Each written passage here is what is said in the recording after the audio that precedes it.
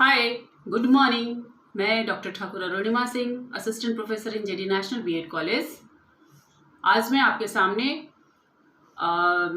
Course 4 that is language across the curriculum का unit 3 aspects of language teaching का method paper का tutorial class लेकर आई हूँ।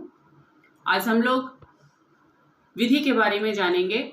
जैसा कि आप सभी जानते हैं, इसके पहले के ट्यूटोरियल क्लासेस में मैं आपको बता चुकी हूँ कि भाषा शिक्षण किसे कहते हैं, भाषा शिक्षण के कितने पक्ष होते हैं। भाषा शिक्षण के 2 पक्ष होते हैं, प्रविधि और विधि।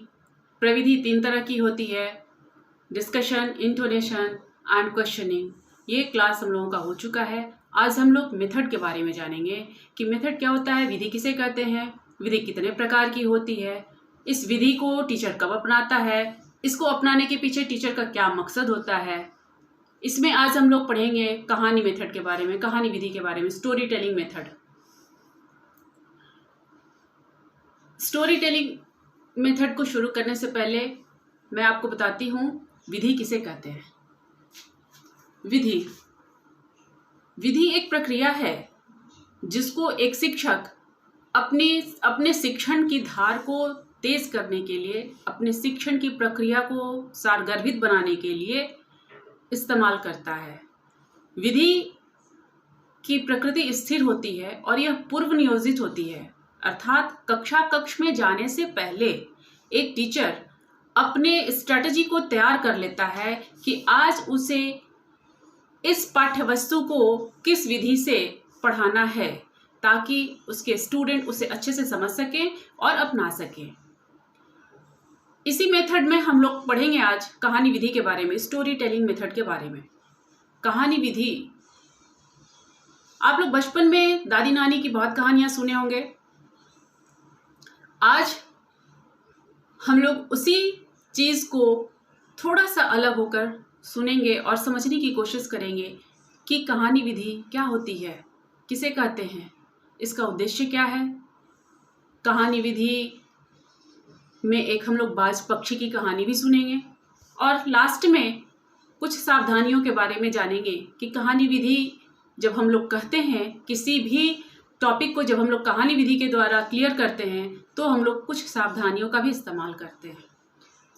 तो आज शुरू करते हैं आज का क्लास हम लोग कहानी विधि से। कहानी विधि एक परिचय इसका यही है कि कक्ष में 2 तथ्य होते हैं, एक शिक्षक, एक शिक्षार्थी।